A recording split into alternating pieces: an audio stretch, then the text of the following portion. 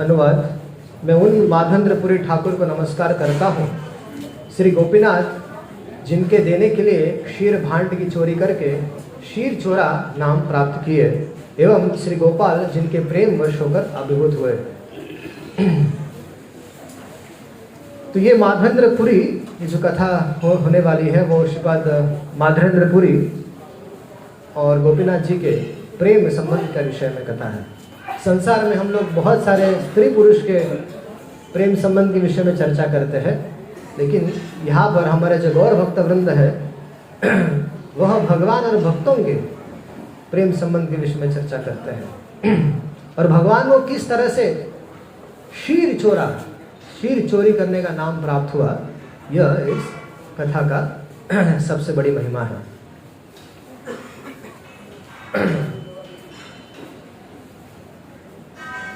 तो हम लोग अभी थोड़ा मंगलाचरण करते हैं।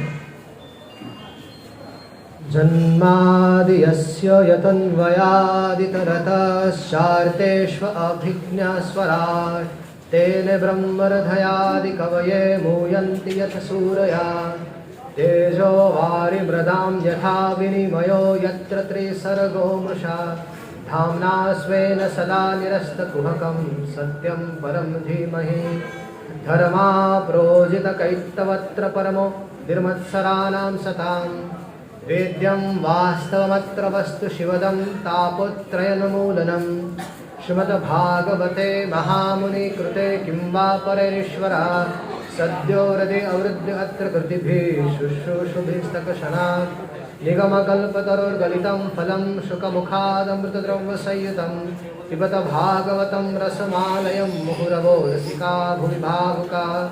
ॐ अज्ञानतिमिरान्धस्य ज्ञानाञ्जनशलाकया चक्षुरुन्मीलितं येन तस्मै श्रीगुरवे नमः। मुखं करोति वाचालं पङ्गुं लङ्घयति गिरिं यत्कृपातमहं वन्दे श्रीगुरुं दीनतारिणं परमानन्दमाधवं। नमो विष्णुपदाय कृष्णपृष्ठाय भूतले श्रीमते भक्तिवेदान्तस्वामिनिति नामिने नमस्ते सरस्वती देवे गौरवाणी प्रचारिणे निर्विशेषशून्यवादी पाश्चात्यदेशतारिणे नित्यानन्दमहं नौमि सर्वानन्दकरं परं हरिनामाप्रदं देवम् अवधूता शिरोमणिम् आनन्दलीलामय विग्रहाय हेमाम्ब दिव्यछविसुन्दराय तस्मै महाप्रेम रसाप्रदाय चैतन्यचन्द्राय नमो नमस्ते। पंचतत्वात्मकं कृष्ण भक्त रूपा स्वरूपकं भक्तावतार भक्ताख्यं नमामि भक्तशक्तिकं। जय श्री कृष्ण चैतन्य प्रभु नित्यानंद श्री अद्वैत गदाधर श्रीवासादि गौर भक्तवृंद। हरे कृष्ण कृष्ण कृष्ण हरे हरे हरे राम राम राम हरे हरे। तो श्रील कृष्णदास कविराज गोस्वामी यह कथा प्रारंभ करने के पूर्व वृंदावन दास ठाकुर के चरण कमलों में प्रणाम करते हैं और वे कहते हैं कि किस प्रकार से चैतन्य महाप्रभु जगन्नाथपुरी गए तथा किस तरह जगन्नाथ जी के दर्शन किए और सार्वभौम भट्टाचार्य से मिले, ये सारा वृत्तांत बहुत ही सुंदर तरीके से चैतन्य भागवत में दिया गया है और मैं केवल उसे संक्षेप में वर्णन करने जा रहा हूँ। सहजे विचित्र मधुर चैतन्य विहार वृंदावन दास मुखे अमृतेर धार। तो चैतन्य महाप्रभु की जो लीलाएं है वो कैसी है, बहुत ही विचित्र है और बहुत ही सुमधुर है। और वृंदावन दास ठाकुर देखिए खुद प्रवचन कर रहे हैं, खुद लिखने वाले हैं, लेकिन खुद की तारीफ न करते हुए वृंदावन दास ठाकुर की महिमा का गान कर रहे हैं। तो वृंदावन दास ठाकुर के मुख से अमृत की धारा बहने वाली है, वही है। तो मैं अगर जो वृंदावन दास ठाकुर ने लिखा है यदि उसको पुनरावृत्ति करूं तो ये अच्छा नहीं होगा, ये अपराध हो जाएगा। और क्योंकि यदि मैं अपने आप को बड़ा मानकर बड़ा समझकर उस लीला का दोबारा वर्णन करूं तो ये तो जितना शक्ति वृंदावन दास ठाकुर में है वैसी शक्ति मेरे अंदर नहीं है।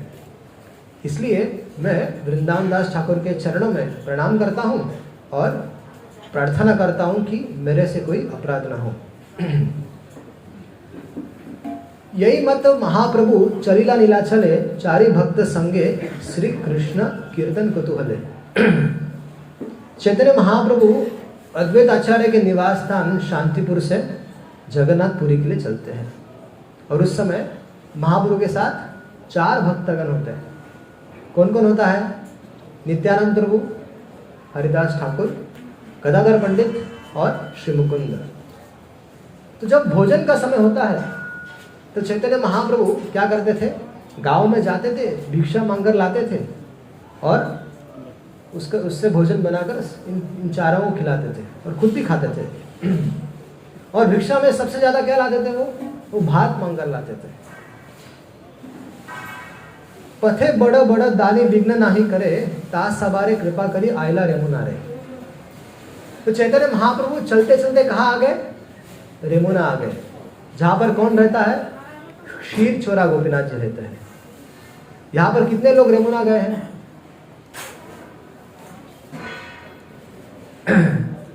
तो जब भक्त जगन्नाथपुरी जाते हैं तो अक्सर क्या करते हैं?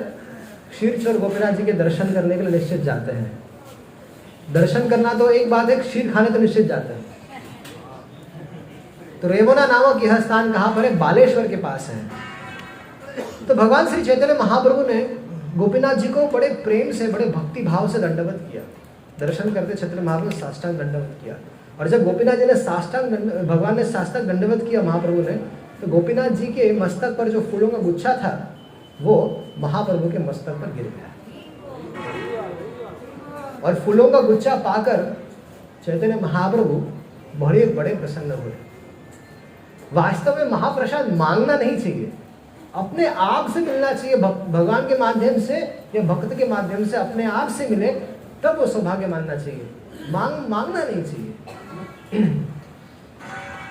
तो फूलों का गुच्छा पाकर चैतन्य महाप्रभु बहुत प्रसन्न हुए और बहु नृत्य गीत कैला लाया भक्तगण। सारे भक्तों के बीच में चैतन्य महाप्रभु ने बहुत अद्भुत नृत्य किया और शायद ही भक्तों ने, वहां पर बालेश्वर में जो भक्तगण थे, शायद ही उन्होंने ऐसा अद्भुत नृत्य देखा होगा। विचार कीजिए, महाप्रभु खुद स्वयं नृत्य कर रहे आनंद के साथ, तो कितनी अद्भुत बात है ये। प्रभुर प्रभाव देखी प्रेम रूप गण, विस्मित हैला गोपीनाथ रे दासगण। थोड़ा नीचे रहने तो भाई।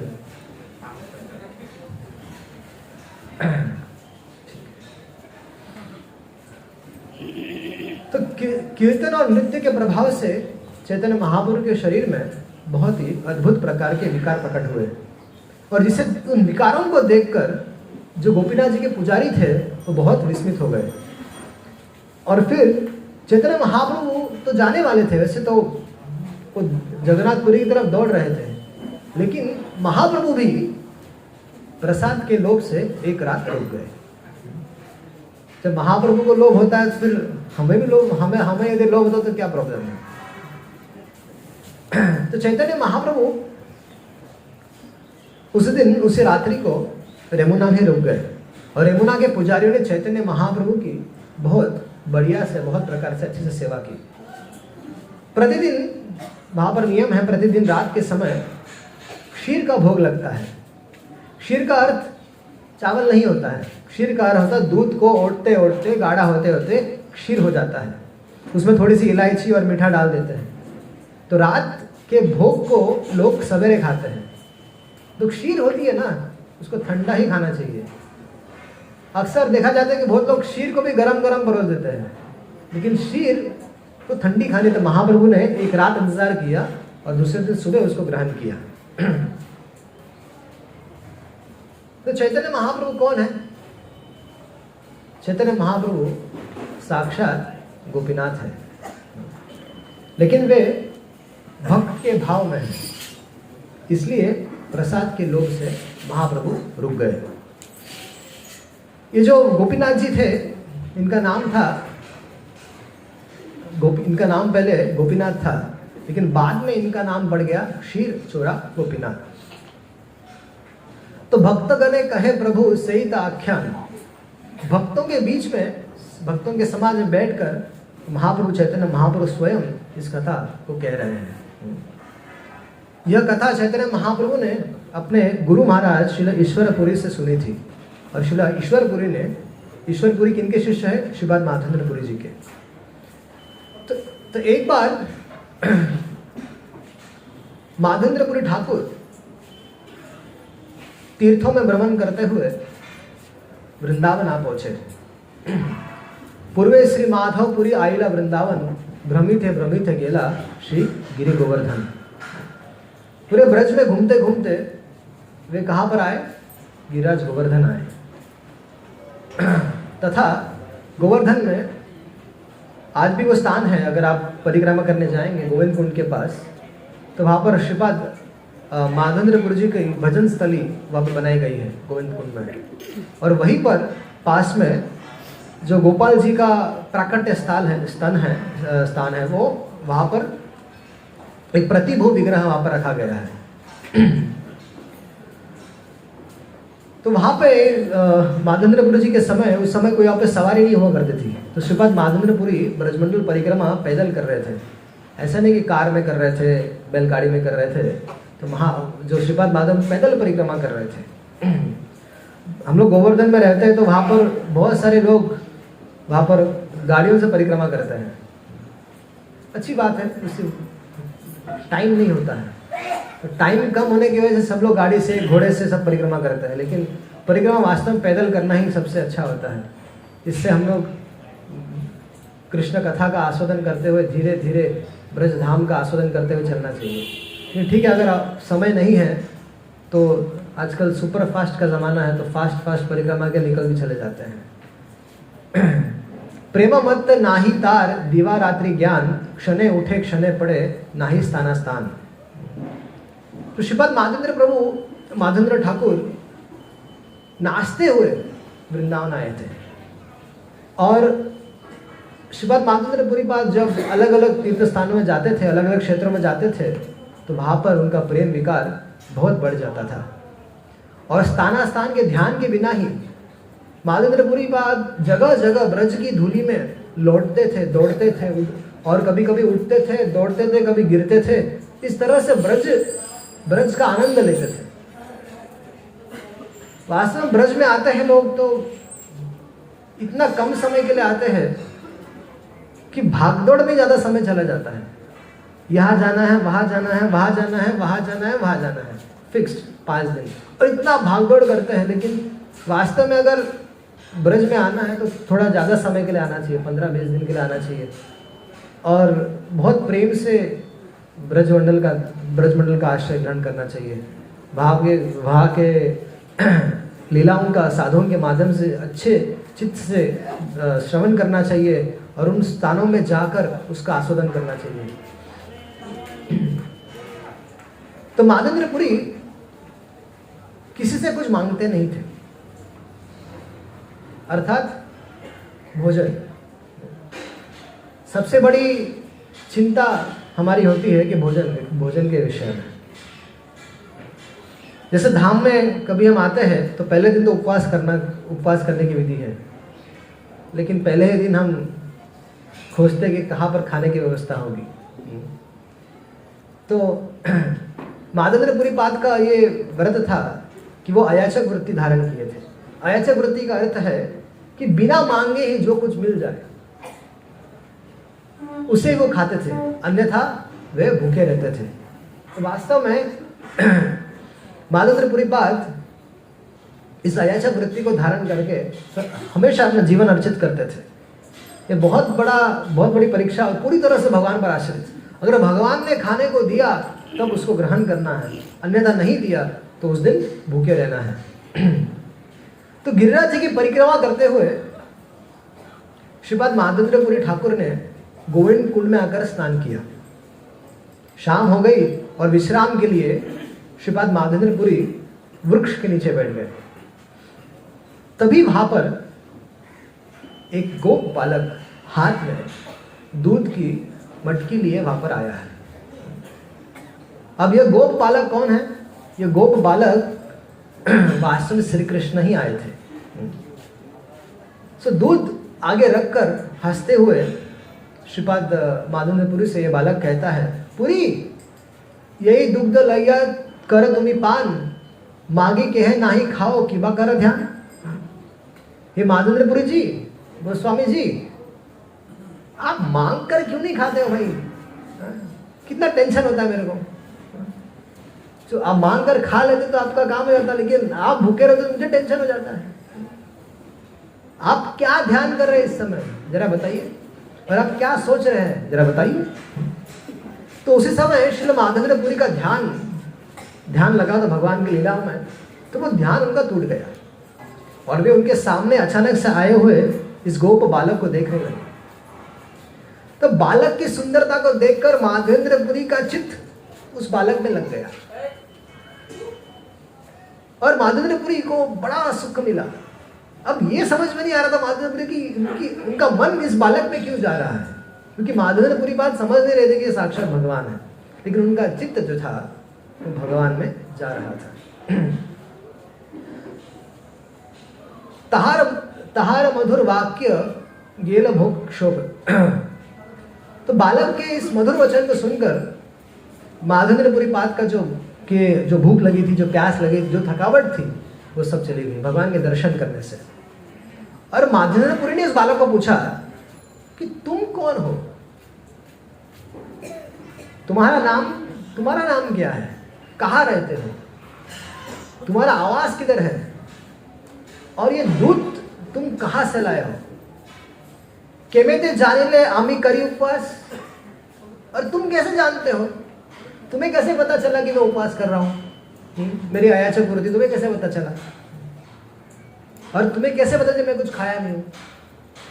तो गोप बालक कहने लगा, अपना निरीक्षण भगवान कर रहे हैं कि मैं गोप हूँ, इसी गांव में रहता हूँ, हमारे ग्रामे ते केह ना रहे उपवासी, और हमारे गांव का यह नियम है कि यहाँ पर कोई भूखा नहीं सोता, भूखा नहीं रहता। कुछ साधु ऐसे होते हैं जो मांग कर खाते हैं, कुछ साधु अन्न नहीं खाते, केवल दूध ही पीते हैं, और कुछ ऐसे होते हैं जो मांगते ही भी नहीं हैं। जो लोग मांगते भी नहीं हैं, भगवान कहते हैं उन्हें मैं देता हूँ। जल नीते स्त्रीगण तुम्हारे देखी लगेगा। इस गोविंद कुंड पर जल लेने के लिए बहुत सारी स्त्रियां आई, हमारे गांव की स्त्रियां आई थी, और उन्होंने आपको देखा, आपके दर्शन किए, और मुझसे कहा कि जाओ और देखो एक साधु बाबा गोविंद कुंड पर आए हुए हैं, बेचारे भूखे लग रहे हैं। तो स्त्री सब दुग्ध दिया हमारे पाठाइल, उन्होंने ये दूध हमें देकर कहा कि ये बाबा को पहुंचाओ। तो बाबा आप दूध पी लो, दूध पी लीजिए। अब मैं जा रहा हूँ, थोड़ा गो दोहन करने का समय हो गया है, मुझे गाय धोनी है, तो अब मैं जा रहा हूँ और मैं शीघ्र ही आऊँगा ये बर्तन लेने के लिए। तो आप इसको पीजिए और आप अपना भजन कीजिए, तब तक मैं लौट कर आता हूँ। इतना कहकर क्या हुआ कि वो बालक चला गया। तो श्री माधवेंद्रपुरी ठाकुर गोविंद कुंड के तट पर बैठे बैठे उस गोप बालक की प्रतीक्षा कर रहे थे कि वो अब आएगा, अब आएगा, अब आएगा। लेकिन भगवान तो आ नहीं रहे थे, गोप बालक तो नहीं आ रहे थे। तो माधवेंद्रपुरी ने वो दूध तो पी लिया और बर्तन धोकर गोप बालक की राह देखने लगे। बाट देखे से बालक पुनाना आयल, लेकिन वह गोप बालक फिर से नहीं आ रहा था। तो वृक्ष के नीचे बैठे बैठे श्रीपाद माधवेंद्रपुरी पाद जप करने लगे, हरे कृष्णा कृष्णा कृष्णा हरे हरे, हरे राम राम राम हरे। तो माधवेंद्रपुरी पाद कैसे थे? अखंड भजन चलता था उनका, अखंड नाम जब चलता था, और जब नींद आ जाए तब सो जाते थे। तो रात्रि के शेष भाग में अर्थात भोर में, मतलब उस समय उनको थोड़ी सी तंद्रा आ गई, थोड़ी सी नींद आ गई, और उनका बाह्य कार्य सब ठप्प हो गया। उसकी फिर क्या हुआ? स्वप्न देखे से बालक सम्मुखे आसिया, एक कुंजे लया गेला हाथे ते धरिया। माधवेंद्रपुरी ने स्वप्न में देखा, क्या देखा? कि वह बालक फिर से आया है और उनका हाथ पकड़कर, बालक का हाथ पकड़कर उन्हें एक कुंज में ले गया। वो बालक ने माधवेंद्रपुरी पाद का हाथ पकड़े कुंज में ले गया और वहां कहा, तो कुंज का अर्थ क्या है? जहां घनी वृक्षावली हो, जहां बहुत सी लताएं छाई हो, उसे कुंज कहते हैं। तो उस गोप बालक ने कुंज की ओर दिखाकर कहा कि श्रील माधवेंद्र को कहा कि मैं इसी कुंज में रहता हूँ, ठंडी वर्षा धूप सब कुछ सहन करता हूँ, मेरा निवास यही है और मेरे लिए कोई घर नहीं है। हे बाबा, मेरे पास कोई, मेरे को बड़ा दुख है यहाँ पे, मुझे यहाँ बहुत दुख होता है। आप एक काम कर सकते हैं, आप गांव के सारे लोगों को इकट्ठा कीजिए, सारे लोगों को यहाँ लेकर आइए और मुझे यहाँ के कुंज से बाहर निकालिए और यहाँ पर मेरे लिए एक मंदिर बनवाइए और मुझे गोवर्धन के ऊपर मुझे वहाँ स्थापित कीजिए, मेरा अभिषेक कीजिए और जब आप शीतल जल से मेरे स्नान कराएंगे तब मेरा ताप जाएगा। मुझे गर्मी से बहुत दुख होता है। बहुदिन तोमार पथ करी निरीक्षण, कबे आसी माधव आमा करीबे सेवन। भगवान कह रहे हैं, क्या कह रहे भगवान कह रहे हैं कि मैं बहुत दिन से आपकी प्रतीक्षा कर रहा हूँ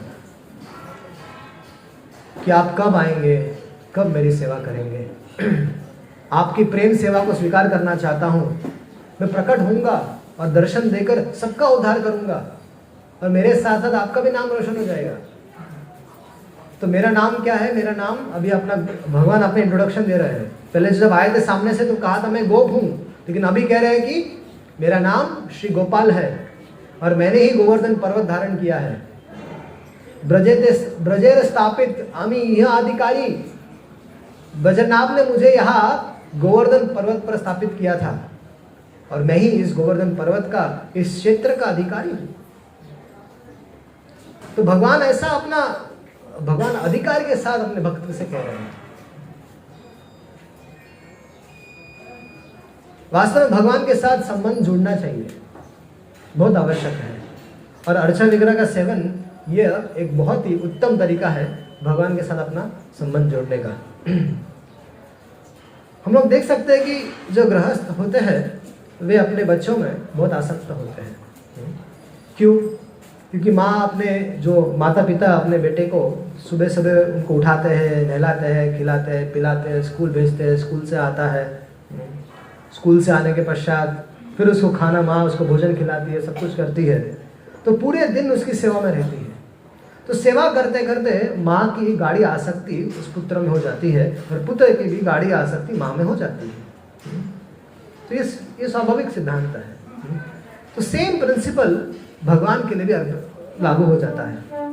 जब हम भगवान को रोज सुबह उठाते हैं, उनको सुबह भोग लगाते हैं, फिर मंगल आरती करते हैं, फिर उनका स्नान इत्यादि अभिषेक करते हैं, फिर उनके सामने कीर्तन इत्यादि होता है, तो बहुत सारे कार्यों में जब हम लोग भगवान के साथ दिन भर लगे रहते हैं तो धीरे धीरे करते करते वो भक्त का भगवान के साथ आसक्ति हो जाती है।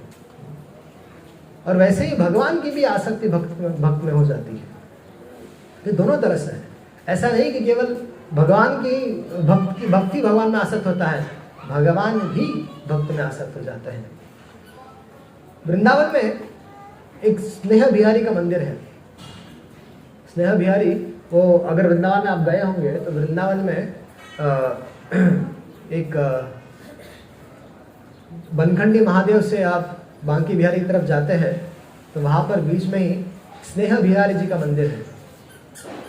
तो वहाँ पर एक स्नेह बिहारी दास जी रहते थे और स्नेह बिहारी ठाकुर भी थे, जो वहाँ पे श्री राधा स्नेह बिहारी उस भगवान का नाम था और जो सेवक था उसका नाम था स्नेह बिहारी दास। और दोनों का साख्य रस था। तो एक बार क्या हुआ कि जो पुजारी थे ये सेवा करते करते करते करते गलती से उनका जो चामर था वो भगवान के नाक को लग गया। अब भगवान और ये तो साख्य भाव में थे, तो भगवान ने एक चमाट दे दिया जोर से, मतलब देखकर सेवा नहीं कर सकता। तब स्नेह बिहारी प्रभु को बहुत बड़ा दुख लग गया।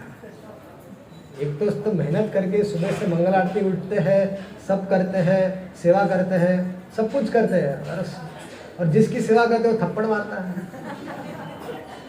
थोड़ी सी सेवा भूल के थप्पड़ मारता है। तो उन्होंने क्या किया, सारा जो पूजा नाती इत्यादि के सामान था उनके सामने से पटक दिया, और सारा चामर था भी पटक दिया, सब कुछ पटक दिया। बोले तुम अभी दूसरा पुजारी ढूंढ लो, ठीक है, मैं तो जा रहा हूँ। तो स्नेह बिहारी प्रभु जो भक्त थे वो गए और अपने कमरे में जाकर उपास करने लग गए। कुछ खाया नहीं, कुछ किया नहीं, बात नहीं, कुछ नहीं। पहला दिन हुआ, दूसरा दिन हुआ, तीसरा दिन हुआ, ना भक्त ने कुछ खाया है, ना प्रभु ने कुछ खाया है, सेवा भी ऐसी की ऐसी पड़ी हुई है। फिर इस प्रभु स्नेह बिहारी जो भक्त थे उनके गुरुदेव, आध्यात्मिक गुरु वहां पर आते हैं भगवान के दर्शन करने के लिए। जो भगवान के दर्शन करने के लिए जाते हैं, देखते हैं कि सब चामर विमर सब ऐसे ही पड़ा हुआ है, पूजा ऐसे आधे में रुकी हुई है। तो वो भक्त को ढूंढने जाते हैं कि उनका शिष्य क्या कर रहा है, ऐसी सेवा भी छोड़ दिए। तो जाते हैं तो शिष्य अपने रोष में रहते हैं, क्रोध में रहते हैं अपने भगवान से, और वो ना कुछ खाया ना कुछ। तो बातचीत में पूछा कि क्या हो गया, तो उन्होंने सब कुछ बता दिया कि मैं तो सेवा करता हूँ अच्छे से, और ये भाई साहब फाट मार के मारते हैं। तो सेवा ऐसा सेवा का क्या मतलब, इससे अच्छा वो अपना दूसरा पुजारी देख ले जो उनके अच्छे से सेवा कर सके, हमें क्या आवश्यकता है। तब उनके गुरु महाराज ने उनको समझाने का प्रयास किया शिष्य को। शिष्य तो एकदम मान करके बैठे हुए थे। तो फिर ये गए भगवान के पास, बोले क्या आवश्यकता थी आपको मारने की, बड़ा शौक है मारने का। तो बोले अब क्या करूं, बोला सॉरी बोलो, माफी मांगो। नहीं तो मैं तो यहाँ पर रहने वाला हूँ नहीं, मैं तो जा रहा हूँ, मैं तो केवल दर्शन करने आया था, आपकी सेवा करेगा कौन। बोला बात तो सही है। भगवान ने कहा बात तो सही है, सेवा नहीं करेगा भूखे रहना पड़ेगा। तो फिर भगवान ने जाकर अपने भक्त से माफी मांग ली, कहा कि दोबारा ऐसा नहीं करेगा, चामर कैसे भी घुमा दे कोई प्रॉब्लम नहीं।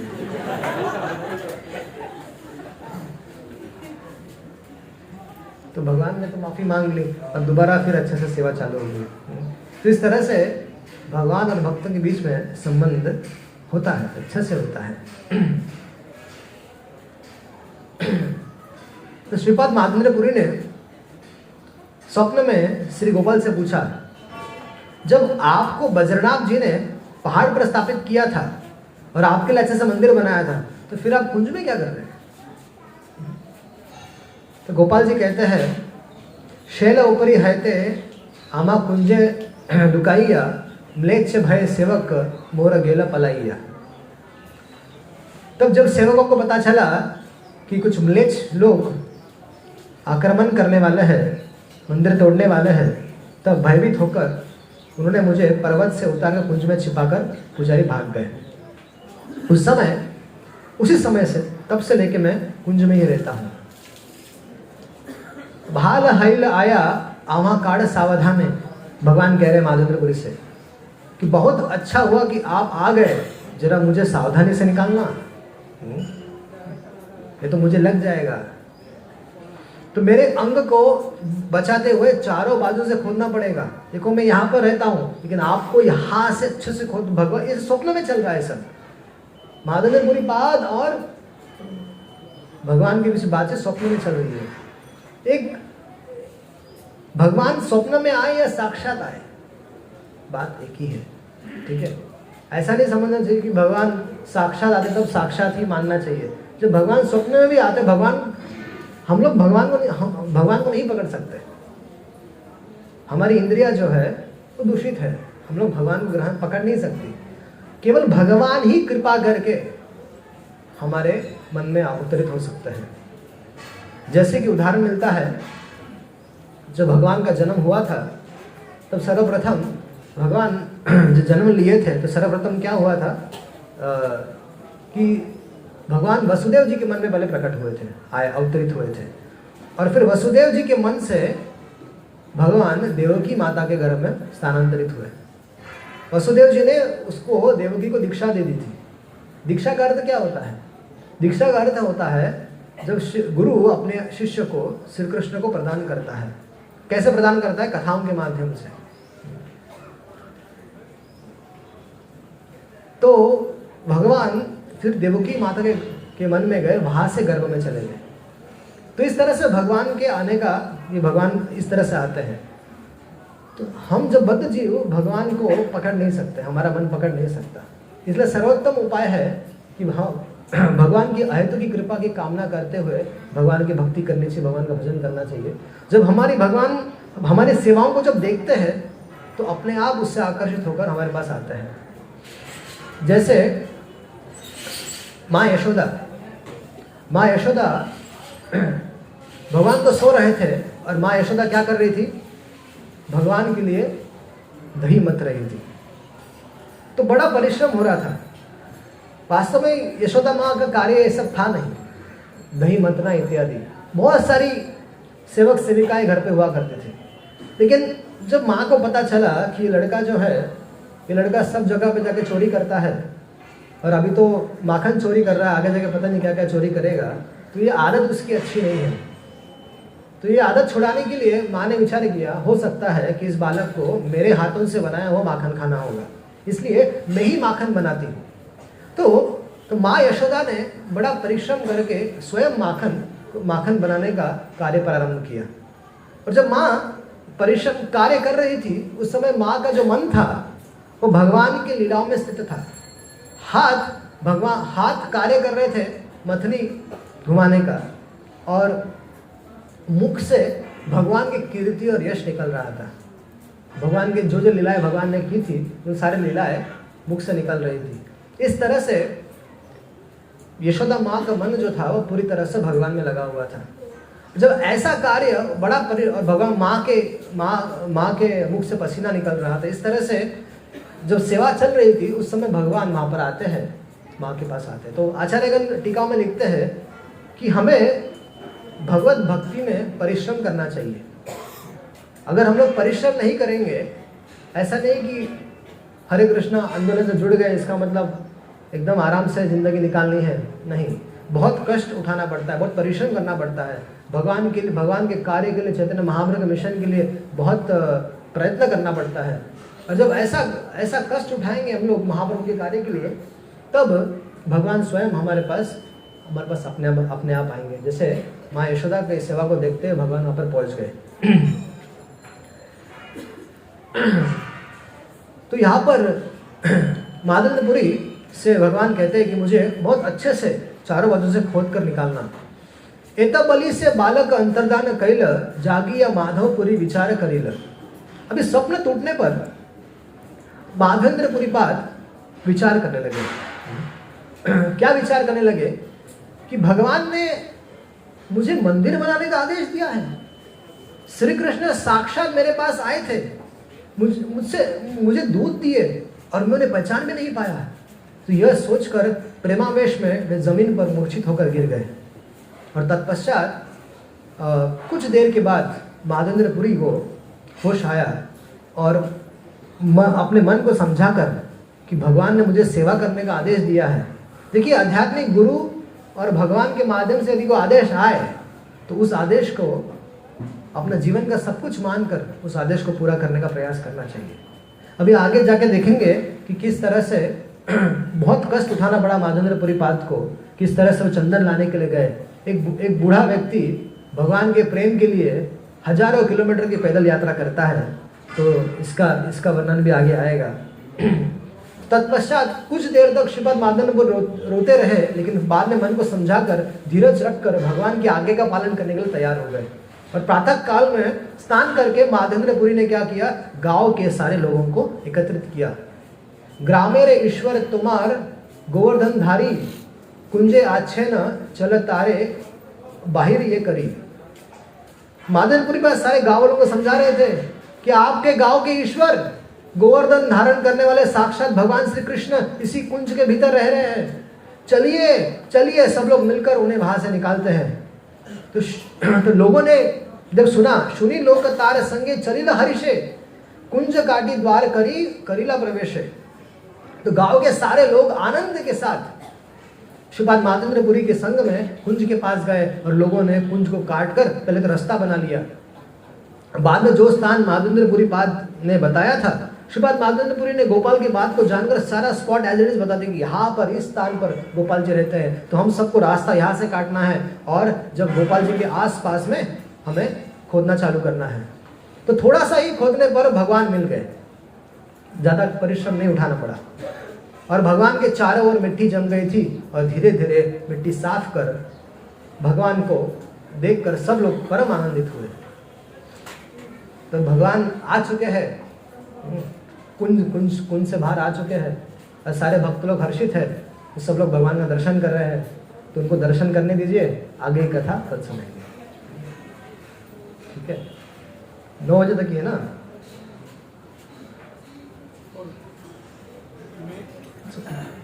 Will do it tomorrow. तो किसी का कोई प्रश्न है तो पूछ सकते हैं।